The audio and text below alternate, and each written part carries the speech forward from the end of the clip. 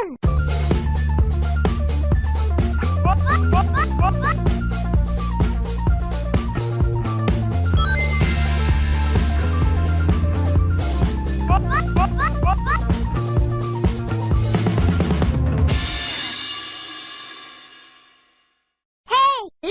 Hola i benvinguts a un programa més aquí al Contingut Descarregable. Em trobo, com sempre, amb la bona companyia del Sergi, el Morfeio. Hola, Sergi, què tal? Hola a tots. Hola, què tal? I el Xen, l'Abel, també està aquí. Hola, què tal? Com anem? Un altre dia aquí. Programa número 4 ja, Tota una vida. Ja quedem menys pel 100, Sí. Sí, el programa passat ja vam començar a pensar què faríem pel 100, ja se'ns està tirant el temps a sobre. Sí. Per Sant Jordi, Liceu, ja ho veurem. Jo m'estic estressant, ja. A veure, avui parlarem d'un tema que el volíem fer i el volíem fer molt perquè és un joc que hem jugat alguns nosaltres i que ens ha agafat bastant fort. I aquest no és res més que el Dead Space. Sobretot tenim aquí el forofó de l'Abel, que li agrada molt. Que vaig insistir jo en fer-lo. Ho podeu dir? Va insistir fort. Però és una saga que ens agrada moltíssim. I res, doncs, comencem amb Dead Space. Bé, doncs, em posaré jo a començar el Dead Space com a expert. Amb la matèria. Mentida, però, bueno, jo soc... que m'agrada molt aquesta saga i tinc aquí informació per vosaltres perquè sapigueu l'origen de tot plegat, val? Perquè al final sempre és bo saber l'origen de les coses. I bé, Dead Space és un survival horror de terror espacial que va ser una idea concebuda pel seu creador, Glenn Scofield, que va ser entre el 2005 i 2006 que va tindre la idea, i que era el CEO de EA Redwood Shores, que era una empresa dintre d'Electronic Arts, i com va arribar a aquest joc, no? A voler fer aquest joc. Doncs el Glenn Scofield era molt fan de Resident Evil 4, que havia aparegut per aquells moments, i va ser una inspiració total per això, per l'ambientació, pel canvi que havia tingut el Resident Evil 4 respecte als altres Resident Evils, i diu que és el seu Resident Evil preferit. I també va inspirar-se en també jocs de l'època, com el Resident Evil 1, l'original, diguem, del Resident Evil, i el Silent Hill, en diferents coses. Però abans d'arribar a Dead Space, primer va tenir una idea diferent. I és que l'origen del joc havia de ser Rancid Moon, que anava d'un presoner d'una presó espacial que escapava després que tot s'anés a Camp Strauss, i volia fer aquesta idea, però parlant amb l'equip no li va acabar de fer el pes i van canviar. Després parlarem que aquesta idea segurament la veurem en un altre joc en el futur, però encara no ens avancem. Ell el que volia era fer, inspirant-se en Resident Evil 4, volia fer un joc més terrorífic. I una de les coses que no li agradava a Resident Evil 4 i que va canviar-ho en aquest nou joc va ser que el personatge no podia disparar mentre es movia. Resident Evil 4 era...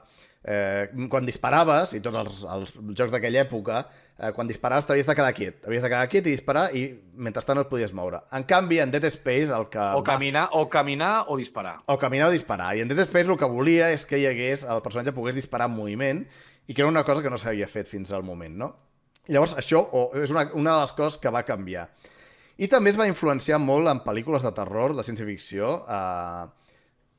Crec que en va veure unes 200 o 300 per inspirar-se bé, però una de les seves principals, i que si heu jugat al joc o jugueu al joc veureu que té una inspiració molt profunda, és Event Horizon, que és una pel·lícula de terror espacial protagonitzat per Alan Grant, o sigui, l'actor que feia d'Alan Grant a Jurassic Park, que té una actuació allà brutal, i també es va inspirar en Alien, en The Thing, i en unes pel·lícules una que és francesa i l'altra que era coreana, que és Imprint i Màrtirs. O sigui, el tio es va mirar moltes pel·lícules per això. Obra mestra, Màrtirs.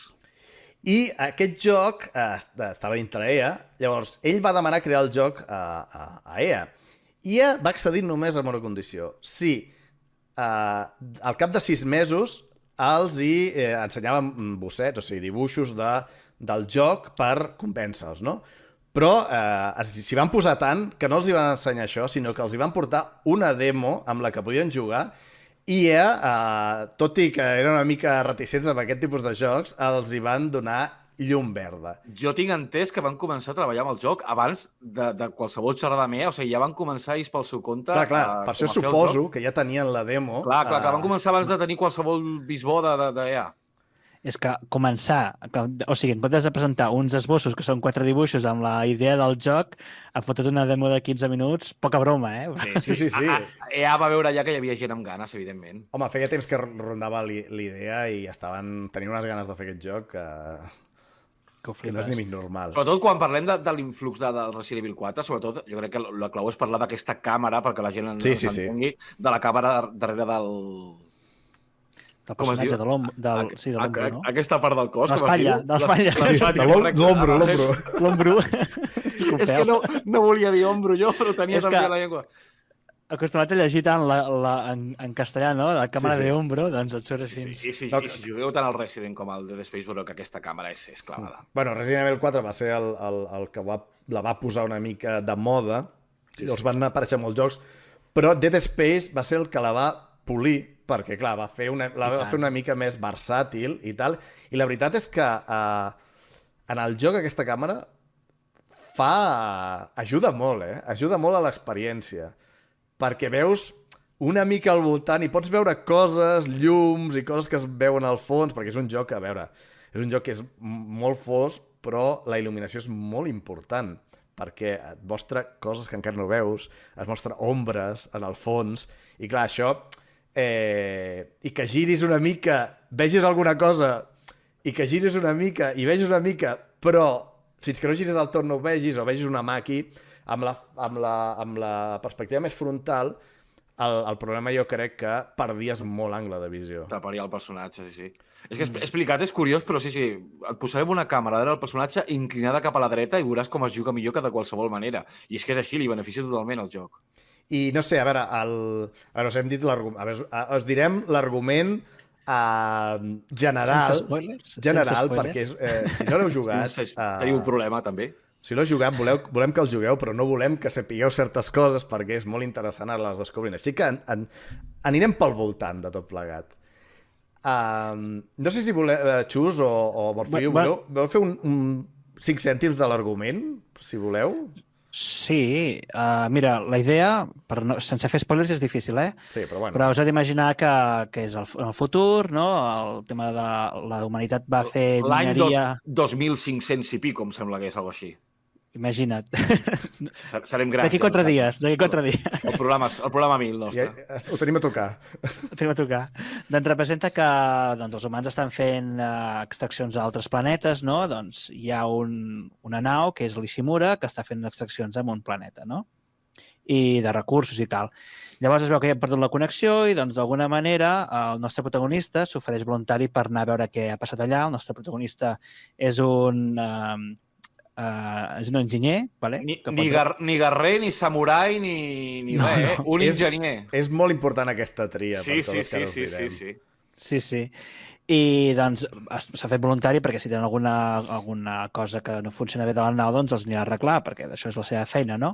I a més, allà hi té la seva xicota que hi treballa i fet que es fiqués, que fos voluntari en aquesta tasca, no? I, bueno, us podeu imaginar que si és un joc de survival and horror, no? D'així de por i de recursos escassos i d'ensurs per tot arreu, doncs no és un camí de roses el que passa allà dintre, sinó que és bastant... Diguéssim que la nau no va tot bé. No. Com dius, tot perfecte no està. Diguem que si heu vist la pel·li amb la que està més inspirat, Event Horizon, us tindreu una idea perfecta del que us trobareu allà. Tal qual. Sí. Bueno, jo crec que l'enemic bàsic que et pots trobar-te el podem explicar, no? El podem dir, si menys no. No dir el per què és així ni res, però podem dir-ho o no? Com ho veieu? Sí, jo crec que sí. Bueno, no, perquè hem de xerrar del gameplay, de tot això, dels membraments i tot això. A veure, podem, a part, amb el que has dit, Xus, faré com unes cosetes de lo que és important, si voleu. Pinzelladetes de coses que van ser molt importants que volien incloure en el joc i que el fa també molt especial, no? Una de les coses era que volien això, que Isaac Clarke, hem dit el nom, no? El protagonista no hem dit l'Isaac. Isaac Clarke és un nom que jo me'l tatuaria, perquè és un personatge que m'agrada molt. Isaac Clarke és el protagonista, l'enginyer, i van triar enginyer perquè volien que fos qualsevol persona, o sigui, que pogués ser qualsevol persona. Sí. I el vestit i les armes del joc, tot el que hi ha, són coses que es podien trobar a la nau, perquè la nau era una nau minera, vale? Extraia minerals de planetes i tal. Llavors, totes les armes són armes per això, per extreure minerals, per tallar plasma. Tallar plasma i tal. I fins i tot les armes que no són d'això, són armes de personal de seguretat de la S'imagini bazookas, ni no. missils, ni res. Tots són coses que podies trobar a la nau. Hi ha una arma que serveix per picar pedra. Llavors el que fas, doncs, no piques pedra, piques altres coses, sí, no? Per exemple. Carn.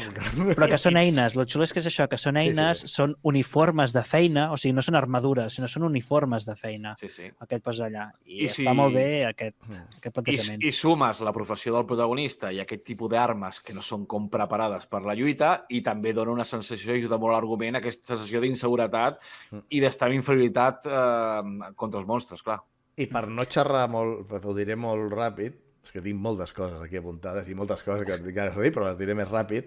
Hi ha un... o sigui, el fet de que això, que fos enginyers, en el Dead Space, almenys en el primer, quan dones, perquè hi ha també cops de melee, o sigui, pots donar cops i tal, les dona lents, malament, també l'apuntat també...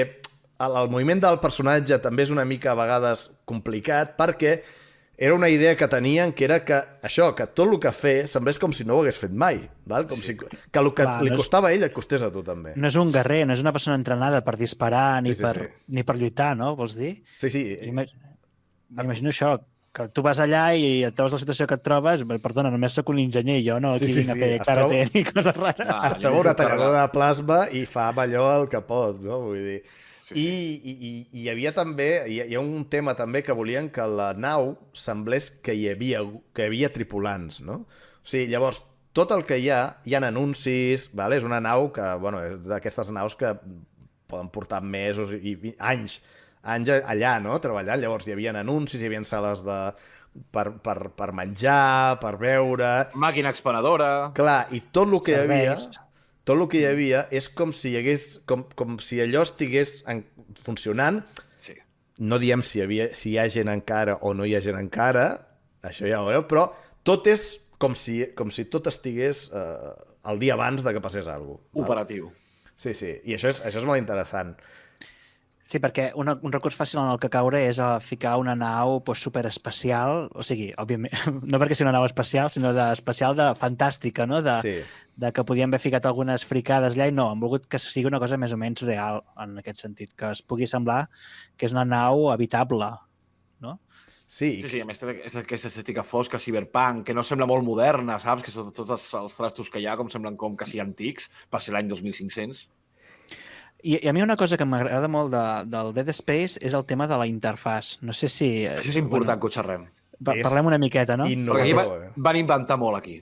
Aquí a mi em van deixar amb el cul tort quan ho vaig veure perquè, ostres, normalment tu quan jugaves als jocs tenies la típica barra de vida, les bales, totes aquestes coses així, no? I aquí, en canvi, és com que ho han integrat de tal manera que tu tens tota aquesta informació sense que te la mostrin tan explícitament. És a dir, la vida és una barra lluminosa que té a l'esquena el mateix personatge. No és una cosa de la interfàs, sinó que és una cosa que té el mateix personatge i que forma part del traje, del vestit, de la vestimenta. Sí. I això és una cosa normal en aquest univers, portar aquest tipus de vestimenta, no? Les bales es veuen damunt de la mateixa arma, fan com una projecció hologràfica a la mateixa arma que saps quantes bales et queden. Llavors no cal que tinguis a baix a la dreta clàssica allò de 15, de 20 bales, no, ja ho tens allà.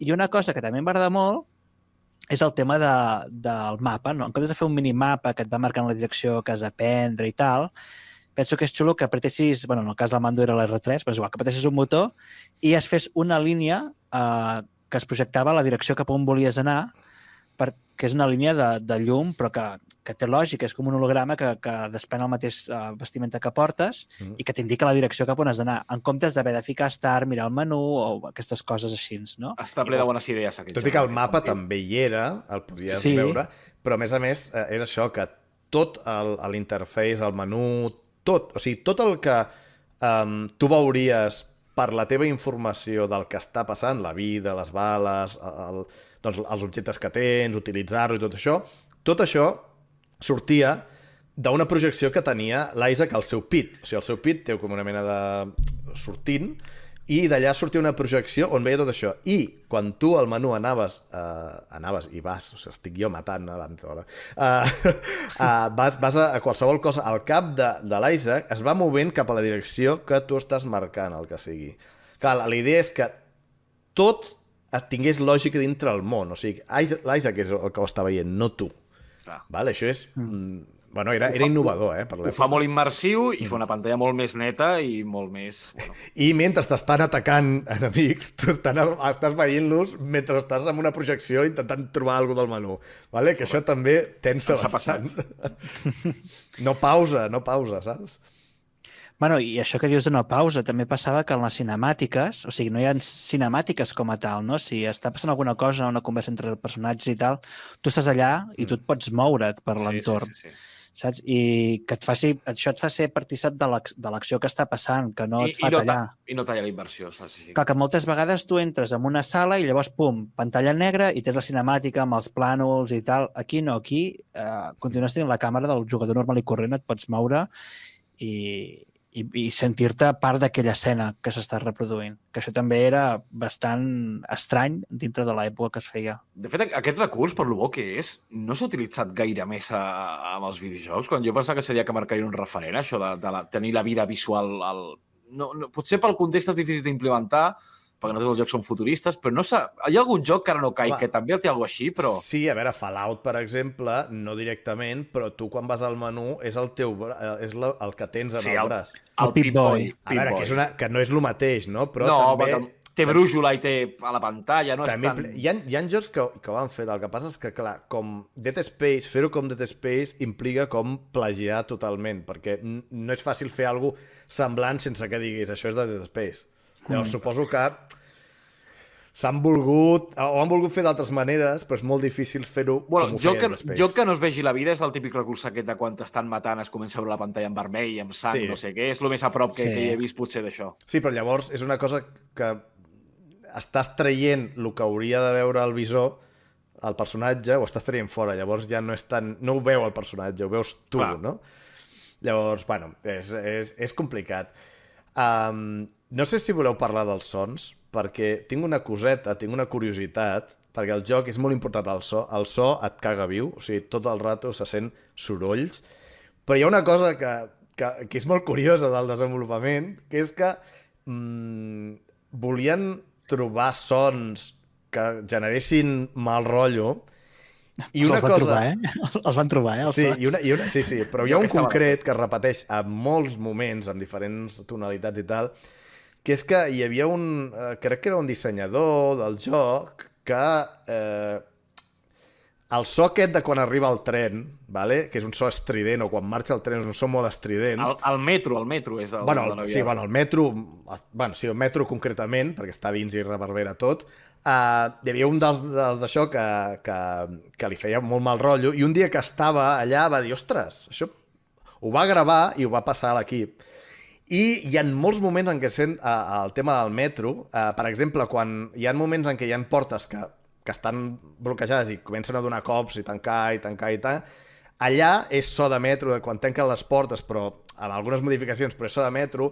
Hi ha un moment en què entres en una zona que està tot plena de gasos, que hi ha tuberies que s'han bloquejat, i és totalment l'entrada del tren repetida, que dona un mal rotllo que flipes. I en molts llocs del joc van utilitzar el tren, i és flipant, això. És que el Dead Space, tio, o sigui, l'atmosfera que t'engloba mentre jugues és esperpèntica, Vull dir, això dels sons i tal, crea a vegades uns moments de tensió, d'ansietat, he de reaccionar, però no sé com reaccionar perquè m'està atabalant tot el que hi ha. i, hòstia, els sons aquests que dius tu, jo m'ho recorda molt aquesta situació, precisament.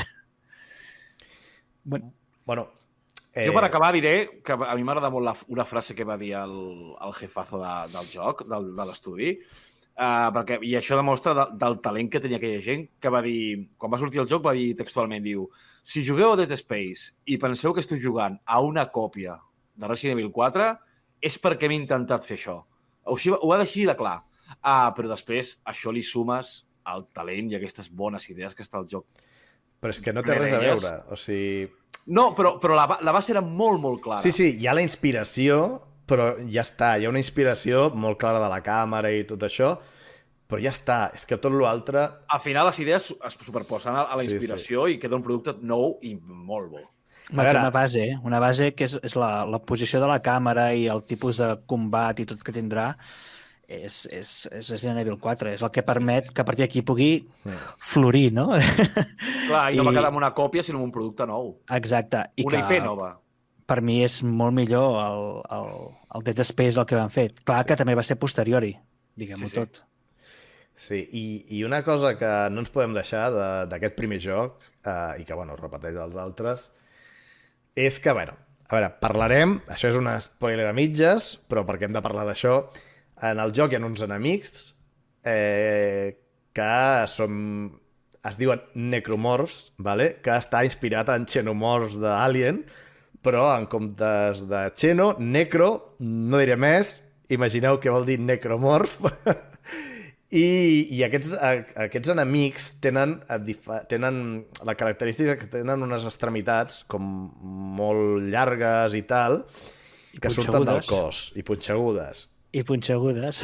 I una de les coses que fan el gameplay més original és la forma d'eliminar-los, no? O sigui, en el joc, en la majoria de jocs d'aquella època, era disparar a saco, disparar al cap, no? Omplir de plom. Omplir de plom. Però una de les característiques més d'això, en tots els jocs així shooters, era de disparar al cap. Disparar al cap matava, d'un cop, diguem-ne, els headshots, matava d'un els enemics. Doncs aquí no, aquí podies tot el carregador al cap i no morien.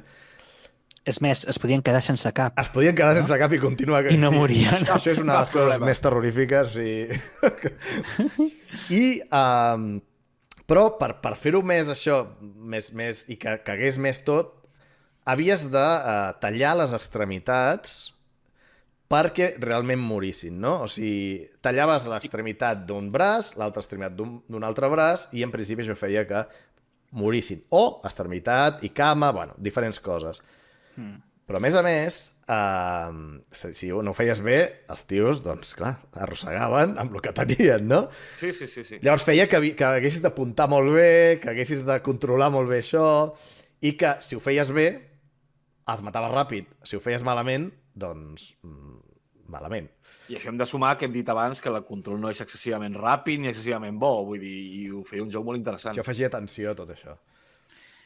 Sí, i a més, una cosa que era molt xula també, que no hem comentat, que no es feia gaire, és que les coses tenien la seva física, o sigui que tu tenies el cos dels enemics per allà i podies caminar i l'arrossegaves amb els peus, si vas corrent, saps? És una tonteria que fa riure, en certa manera, però que això no es feia tant, o no es feia tant, i era bastant novedós i era com molt més realista. O sigui, si hi ha maletes al terra i camines, te les emportes.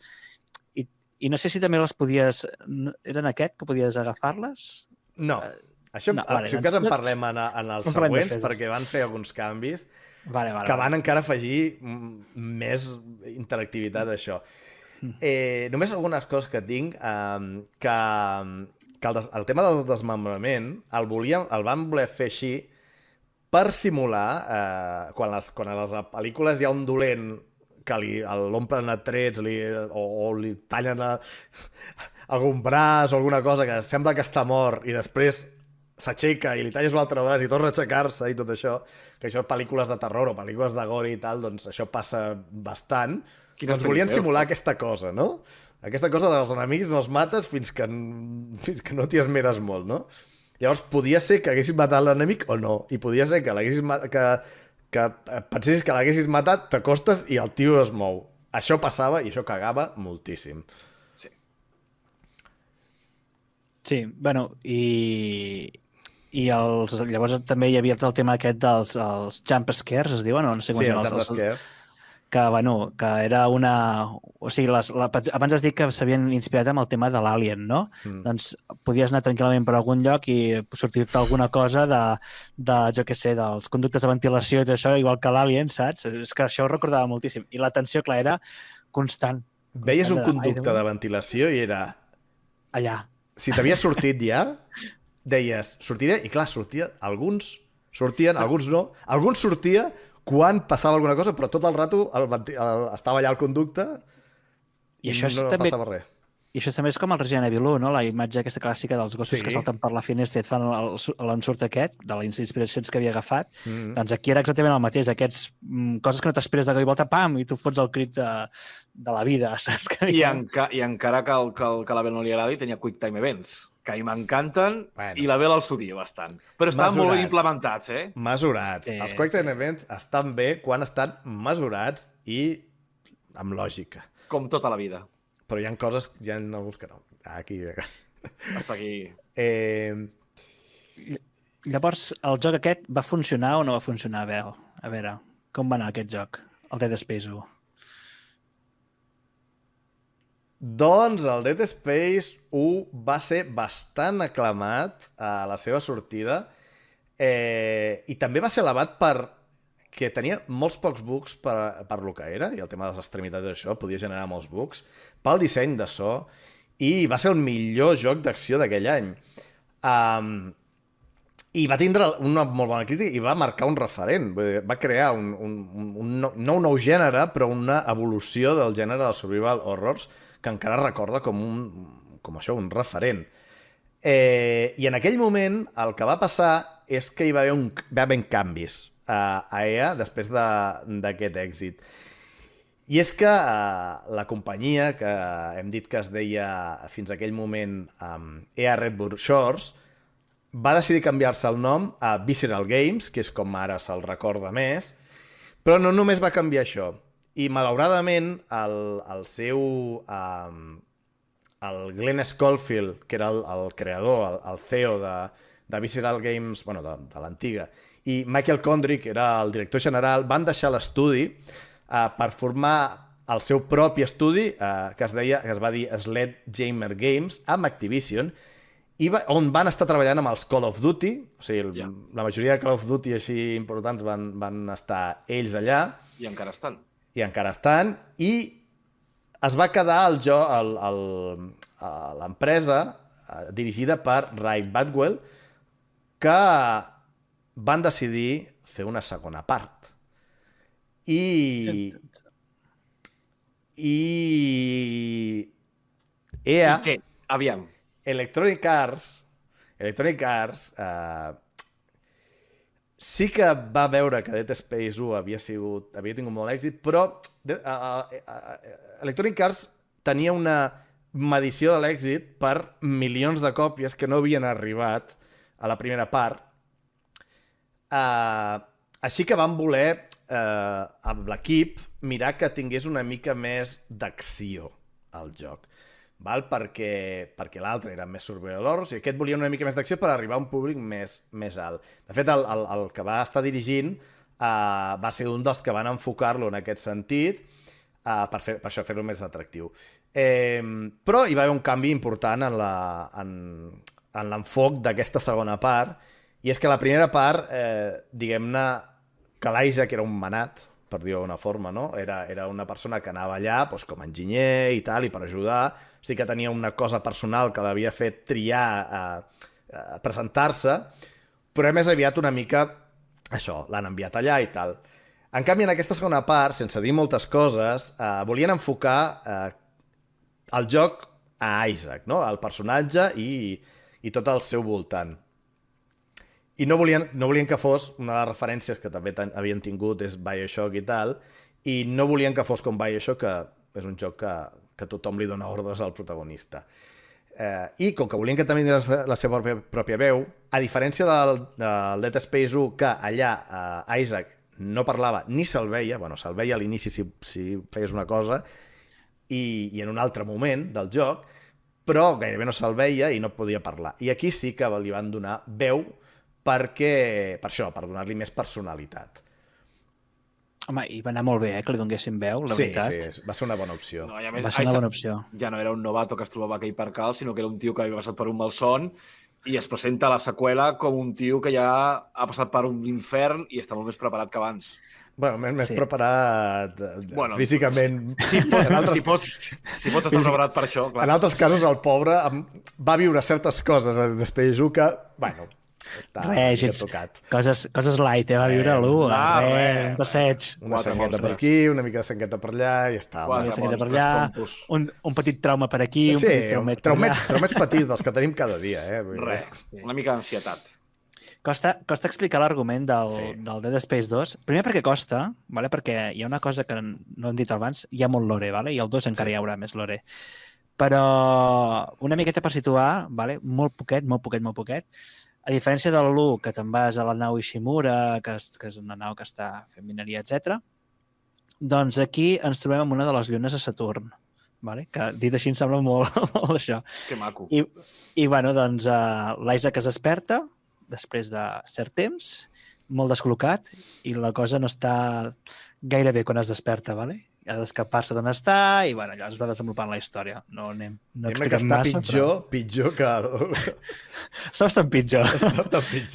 De fet, ja ho has dit una mica, que volien treballar molt la psique de l'Isaac Clarke. Vull dir que ja podeu imaginar-vos cap on van els trets. És que sap greu no poder dir res, ens agradaria fer un només parlant de l'argument i del món de programa, però és que...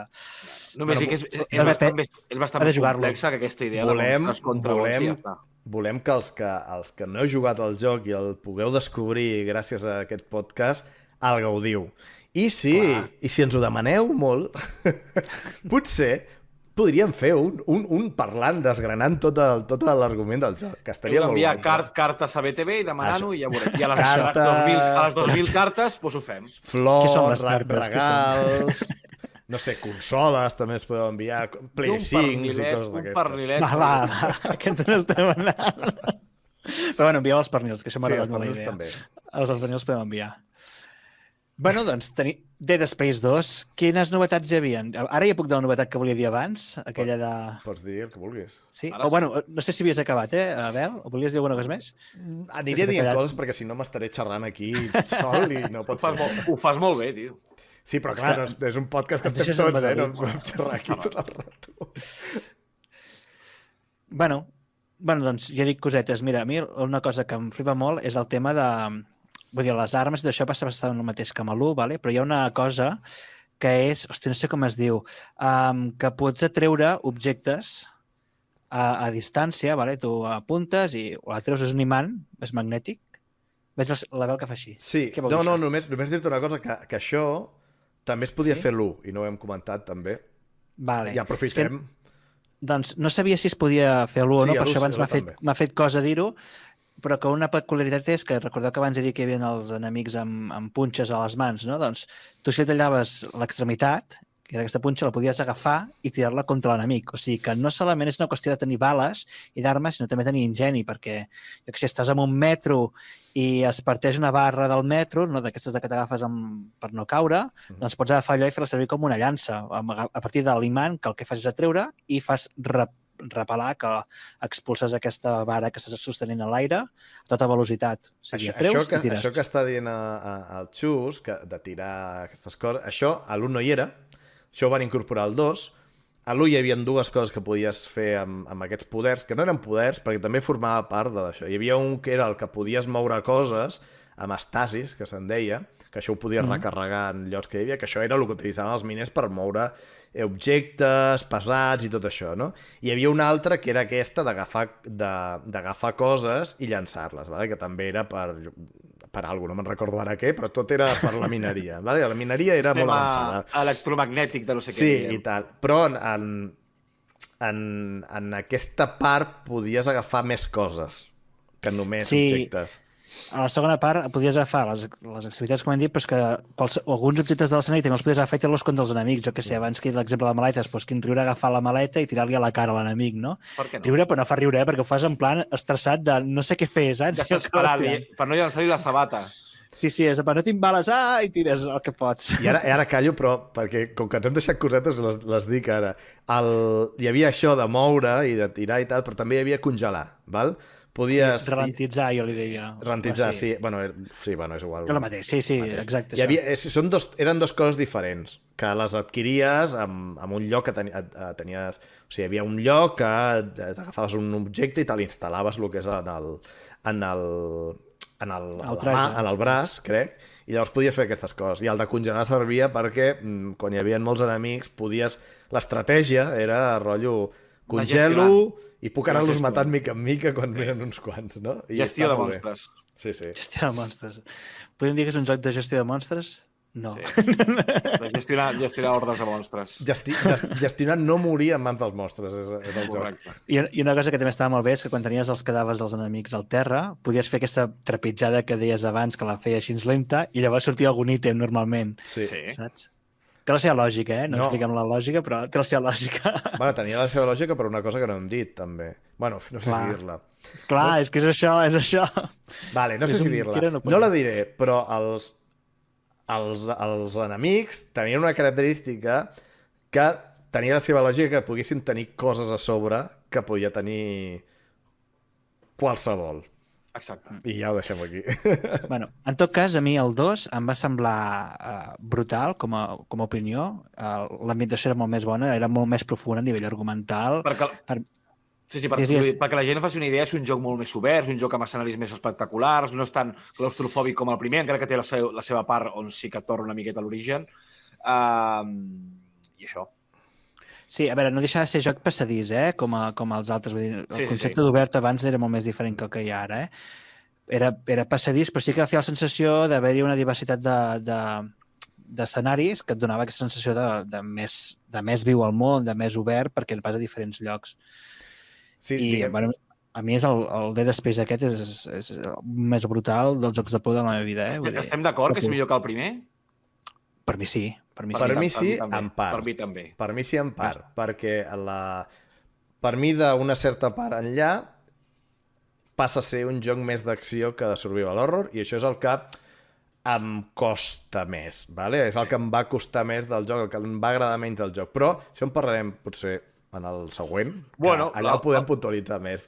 El joc no va vendre moltíssim, va vendre bé, crec que va donar beneficis de totes formes. A veure, una de les coses, abans d'això vull puntualitzar unes coses, l'il·luminació era espectacular, hi havia moltes més cinemàtiques, ja no era tan tot passa amb el senyor movent-se, era molt més cinemàtic tot, i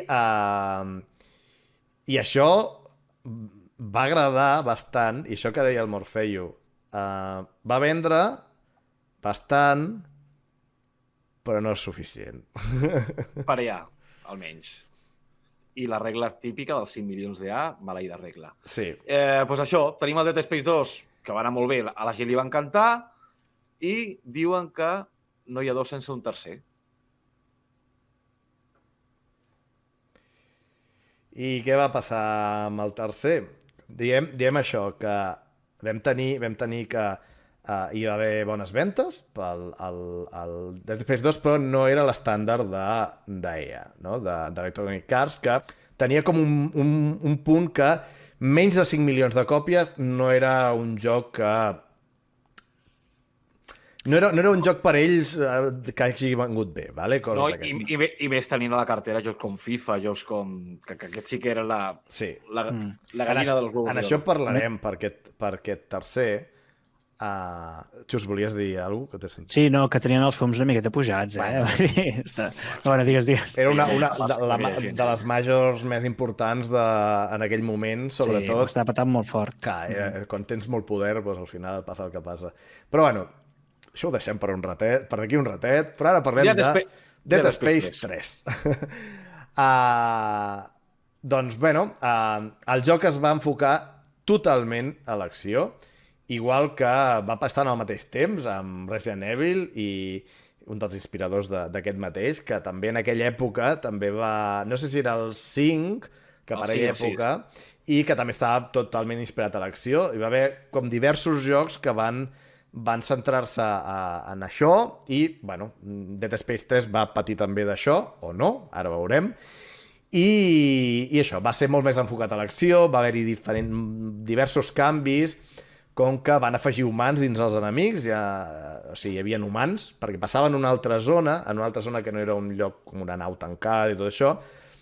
Llavors tenia lògica que hi hagués humans, però bueno, hi havia humans, implicava tirotejos que s'allunyaven dels típics amb els enemics, perquè hi havia cobertures, esperava una mica més i era més quiet allò, i bueno, és una part que es va afegir. També van afegir una forma de construcció i de millora de les armes que està molt enfocada als micropagaments per aconseguir peces especials per fer l'arma potent. Això el que feia és que poguessis construir armes i que poguessis millorar les armes i poguessis estar xatadíssim. Vull dir, passant la targeta de crèdit, tot s'arregla. Sí, poguessis també el vestit, també podies afegir-hi coses, i les armes podies fer de diferents tipus, barrejar diferents tipus d'armes, i bé, era això, anaves trobant peces, crèdits i d'això, i anaves comprant tot això. Llavors, sí, a més, les bales es compartien de totes les armes, sí, també recordo. Això és el que anava horrible decisió. Això, doncs, no hi havia, en les altres, al Dead Space 2 hi havia diferents municions per diferents armes, cosa que implicava que, clar, si no tenies la munició d'aquella arma concreta, doncs no podies utilitzar-la, llavors havies d'utilitzar la munició de l'arma que tenies, cosa que implicava una mica més de complexitat i més, doncs, estratègia. Havies de dir, vale, guardo aquestes armes perquè aquesta arma em va més bé per aquest tipus d'enemics i tot això, no? Sí. Però aquí s'ho van carregar directament i totes les municions que trobes eren per totes les armes. Perquè s'havia de disparar moltíssim i no podies estar amb tonteries de gestionar. I que tot Cristo deixava anar bales, deixava anar doncs, vida i tot això, perquè al final era això, doncs intentar arribar a més gent, que facilitar-ho també una mica a la gent que podia arribar i que li podia costar una mica més, i això, i va deixar de ser un joc tan psicològic com els altres, i van afegir una cosa que EA ja volia afegir en el Dead Space 2, que es va afegir... Al Dead Space 2, això no ho hem dit, però es volia afegir un cooperatiu, un mode cooperatiu, que al final no es va afegir perquè va arribar tard i si l'haguessin afegit haguessin trencat el joc totalment, i van afegir un mode multijugador a part que no va tindre molt èxit, tot i que tenia la seva gràcia, però va durar molt poc, i aquí van aconseguir, doncs sí, fer cooperatiu. Llavors podies jugar al joc cooperatiu de 2 i hi havien... La idea era que hi haguessin diferents experiències segons quin jugaves, perquè Isaac doncs, tenia temes psicològics i tal que l'implicaven que el món el veiés una mica diferent i amb l'altre jugador doncs, el veia d'una altra forma. No? Ho van fer però poques vegades i Xus, jo crec que tu m'has dit abans que no gaire bé. No gaire bé. Tenies dos personatges, ja el Carver i l'Isaac, no? Doncs, per exemple, mentre un veu monstruïtes i coses així, i cadàvers a les parets i aquestes coses tan boniques, l'altre que veia eren soldadets aquests de plom, per exemple, del típic del Nadal, del cascanueces, no sé com dir-ho, saps? Com allò per fer-ho sinistre, no? Un està veient cadàvers i l'altre està veient com molt de nadalenc i, bueno, coses rares, eh? Quines coses, per favor. Molt estrany, molt estrany. A veure, en resum, no hi ha molt més a parlar de Dead Space 3, a part de coses que diríem ara. Dead Space 3 va estar enfocat molt a el que EA volia vendre molt, i veia que no arribava a les ventes que hauria volgut amb Dead Space 2, i tenia això, els FIFAs, tenia jocs que demanava que amb les loot boxes guanyaven molts diners i volien que els altres jocs també estiguessin a aquest nivell. Llavors, aquest fet va fer que doncs no vengués bé, primer de tot, perquè els fans i la crítica el va deixar per terra, no va agradar gaire tot això, val? I no sé què en penseu, però sembla que EA, una cosa que volia amb moltes forces, va aconseguir el contrari. No, el joc estem parlant d'un fracàs estrepitós. Aquella època s'entenia perquè era una època on hi havia avanços gràfics notoris a cada joc i els motors gràfics. S'entenia que quan un joc per lluir un motor gràfic, per lluir un joc i que fos maco per tothom, havia de ser d'acció, perquè l'acció tenia explosions, era com més dinàmic, i ja tenia això al cap, de que, o sigui, clar, accions llumanetes, explosions, monstres que volen, més gent li agradarà. I el joc estem parlant d'un fiasco històric. Horrible. O sigui, jo venia del Dead Space 1, m'encantà, el Dead Space 2 em va enamorar, a més, i el 3 va ser com, a quin joc estic jugant? Perquè no em va semblar res que tingués essència de Dead Space per mi. No és un altre joc. Un joc d'acció... Joc d'acció és que venien enemics, a més venien humans, que no té res a veure amb el per què has de matar humans, no té lògica amb el personatge, etc. Bueno, és una cosa molt estranya. La història molt mal explicada, els dolents que semblaven el Team Rocket de Pokémon, saps? Perquè era en plan, jaja, soc molt dolent i faré això i et dic tot el pla i en comptes de matar-te, deixo viu, què coi, saps? Creieu que si el joc no es digués Dead Space no seria tan dolent? Jo crec que seria... Jo crec que seria igual de dolent, perquè el problema és que havien agafat coses d'altres jocs, com per exemple, hi havia coses de Call of Duty i hi havia coses de Gears of War, ¿vale?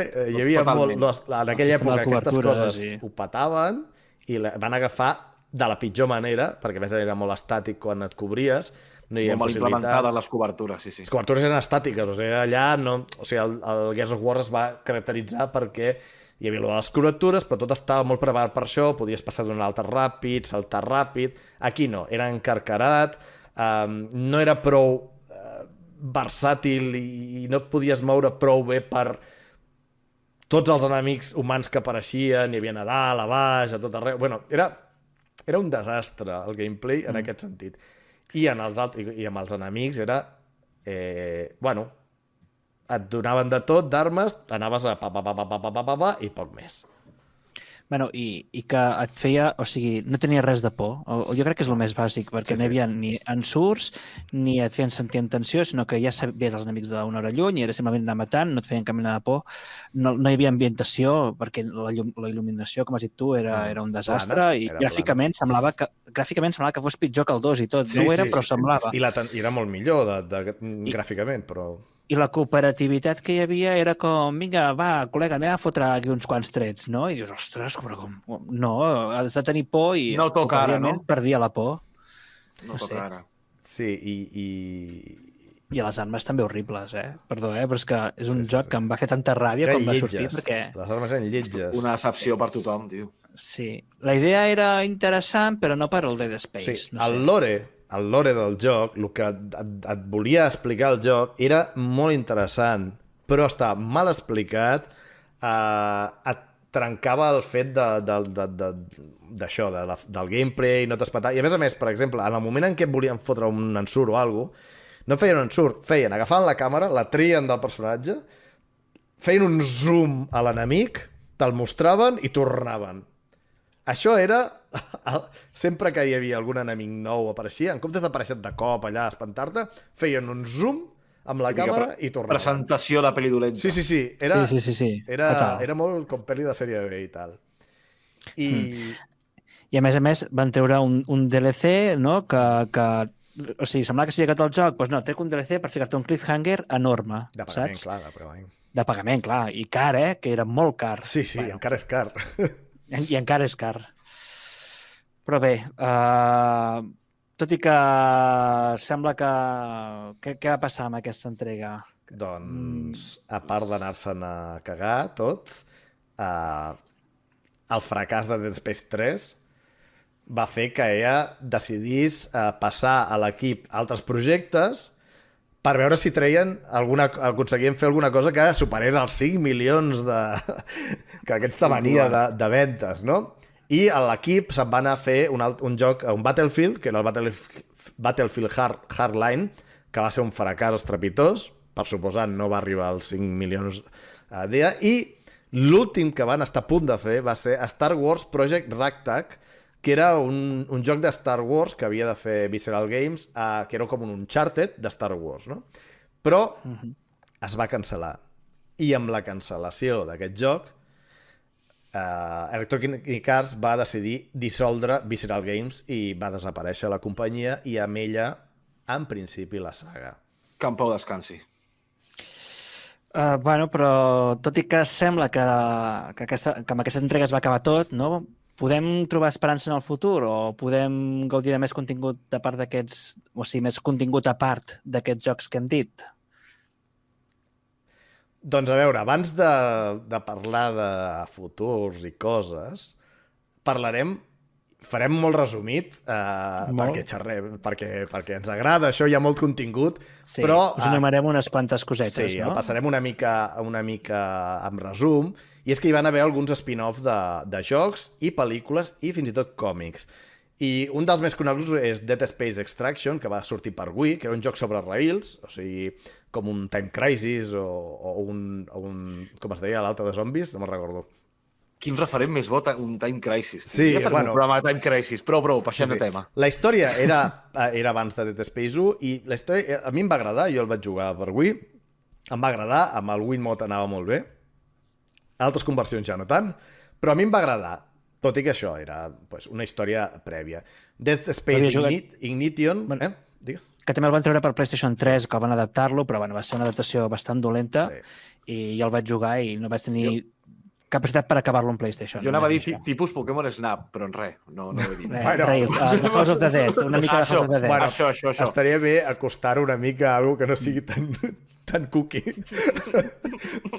Després hi va haver Dead Space Ignition, que era un joc que era com una novel·la gràfica interactiva, un trencaclosques, que va sortir crec també per mòbil, però també per consoles i tal. I el Dead Space Mobile, diguem-ne, que va sortir primer per iOS i després per Android i tal, que era una història 3 anys després de Dead Space i abans de Dead Space 2, que era gairebé igual que l'1 en tema gràficament i tal, i era en una època que no hi havia gaires jocs així potents per mòbil, que no era la moda, va treure aquell que va ser com una cosa molt top, però que la gent no es va enganxar gaire perquè no era l'època. Ara sí que s'enganxaria, però en aquell moment no jugava en mòbil. I ràpid, pel·lícules, Dead Space Downfall, són d'animació, que era una preqüela de Dead Space, que està bastant bé. Dead Space Aftermath, que també és preqüela de Dead Space 2, si voleu saber a què ve aquestes pel·lícules, a què ve Dead Space 2, de què ve Dead Space, estan bastant bé. I alguns còmics... Sí, concretament eren 6 còmics de Dead Space que també que van vendre molt bé. Tu els havies llegit, Abel, els còmics No, aquests? Jo ni còmics ni novel·les. Les pel·lícules i els jocs sí que havia d'això, però... Bueno, que també servien com a introducció de Dead Space, i llavors hi havia 2 novel·les, la Màrtir, que em sembla que, si no m'equivoco, hauria de ser la primera cronològicament, la primera cosa que s'explica de Dead Space cronològicament seria aquesta, i llavors la novel·la Catalitzador, que també és abans dels fets del Dead Space 1. I a part de tot això, que són spin-offs i cosetes que podem trobar, clar, ara ja se'ns ha acabat tot el tema del Dead Space perquè Visceral Games s'ha anat a vendre pel sac, no? I ara què? I ara què farem? Què farem? Pues arrodonint el programa, ens vam assabentar no fa gaires mesos que hi hauria un remake de l'original a càrrec d'IA Motif, que és un dels estudis d'IA, i ha quedat el programa com molt rodó, no?, fent així, perquè hem parlat com del naixement, de la mort i de la resurrecció. La resurrecció de la saga, A veure... Quin gran tema, la resurrecció, Una cosa que hem de dir, que Electronic Arts, des de tot el Dead Space, de tot això, que estaven obsessionats amb guanyar diners, amb lootboxes, així, amb qualsevol cosa. Han tingut unes quantes hòsties, per dir-ho d'una forma, una va ser de Disney, o sigui que l'hòstia de Disney encara se sent pel Battlefront 2, que des d'aquelles hòsties han estat canviant les coses una mica, i en aquest remake han dit unes coses que no hi haurà res de microtransaccions, o sigui, ho han promès, i estan ensenyant amb bastanta transparència el desenvolupament, com s'està fent. Estan fent directes cada tant, van fent un directe amb els desenvolupadors, es veu fases molt prèvies del joc, però es veuen com aniran les mecàniques... Molt bona pinta. Que serà bastant semblant a l'original, però augmentant història en certs moments, millorant les mecàniques, ficant coses que hi havia en el Dead Space 2 en l'1, està clar, tema del vol, bueno, hi ha coses com un vol que fa que l'Isaac el primer era molt raquític i tal, i també tema de desmembraments, de tirar coses, i el dels desmembraments és l'hòstia, perquè sembla que el que volen fer és que quan disparis, i ja s'han vist imatges en desenvolupament, se'ls salti la pell als enemics, no? I es vegi l'os. I només si dones si dispares un altre cop en l'os, se li trenca el braç.